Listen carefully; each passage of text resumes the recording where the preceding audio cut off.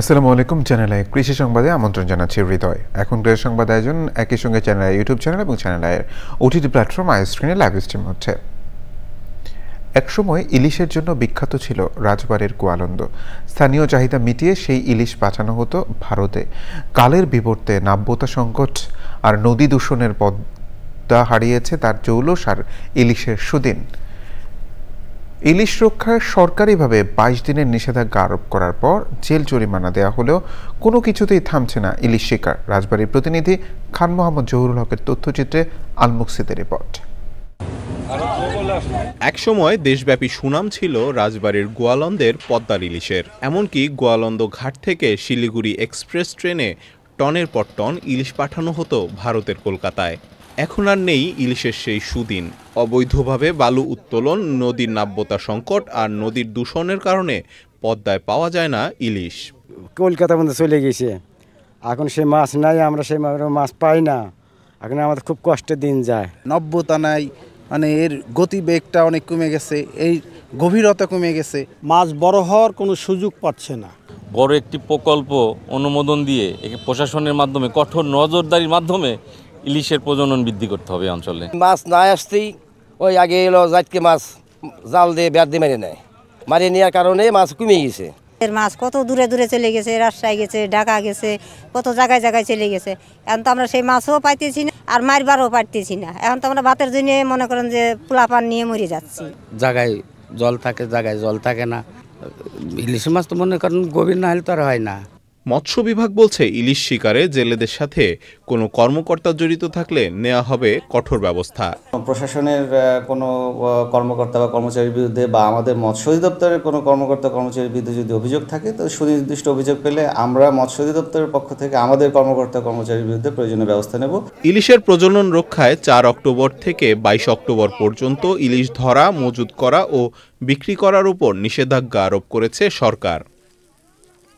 Al মুকসিদ, channel I. পাবনায় নিষেধাজ্ঞা অমান্য করে পদ্মা ও যমুনা নদীতে ইলিশ মাছ শিকার করছেন জেলেরা। তারা বলছেন প্রজনন মৌসুমে নিষেধাজ্ঞাকালীন সময়ে সাহায্য না পেয়ে অনাহারে দিন কাটছে তাদের। বাধ্য হয়ে তারা ইলিশ শিকার করতে নদীতে নামছেন। পাবনা থেকে আখতারুজ্জামান আক্তারের রিপোর্ট। পাবনার বেড়া, সুজানগর সদর এবং ঈশ্বরদী উপজেলার উপর দিয়ে যমুনা ও পদ্মা নদী প্রবাহিত।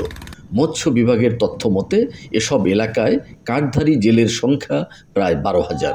কিন্তু এবারে প্রজনন মৌসুমে নিষেধাজ্ঞাকালীন সময়ে মাত্র ৩,২০০ জেলেকে সরকারি সহায়তার চাল প্রদান করা হয়েছে। পুলিশ যতই দাবরাক, তারপর আমার মাছ না মারলে আমার বাচ্চা চাল কিনবো কিভাবে?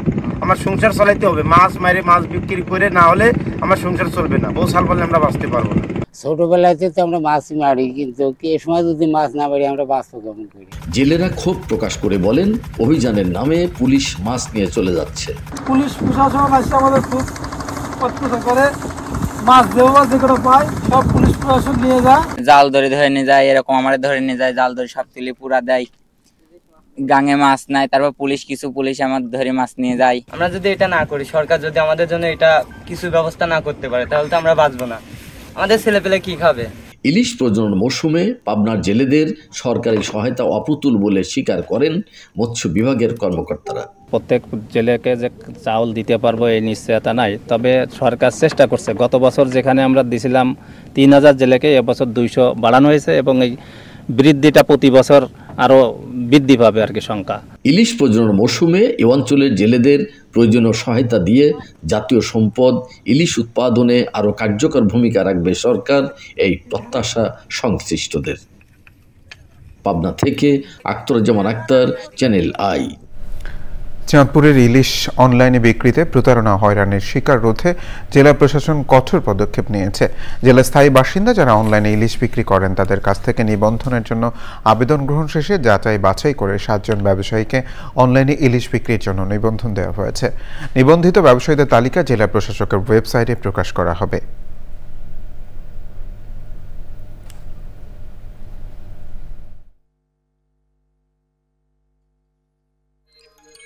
চাঁদপুরে যারা ইলিশ বিক্রেতা অনলাইনে, তাদেরকেও আমরা একটা নিবন্ধনের আওতা যদি আমরা নিয়ে আসতে পারি, তাহলে আমাদের সারা বাংলাদেশে যারা ক্রেতা আছে তারা অন্তত যারা মানে ভুয়া বা মানে সঠিক নয় এইরকম যারা অনলাইনে ইলিশ বিক্রেতা, তাদের হাত থেকেও জনগণ প্রতারিত হওয়া থেকে মানে রক্ষা পাবে।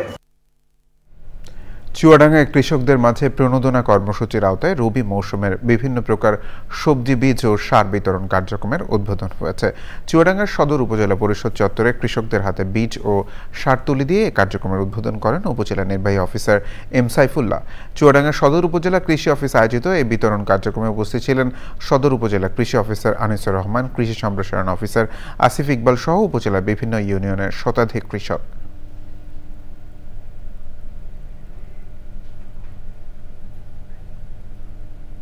চ্যানেলে কৃষি সংবাদের আজকের আয়োজনে এ পর্যন্তই। পরবর্তী সংবাদ আয়োজনে আমন্ত্রণ জানিয়ে শেষ করছি। ধন্যবাদ সবাইকে।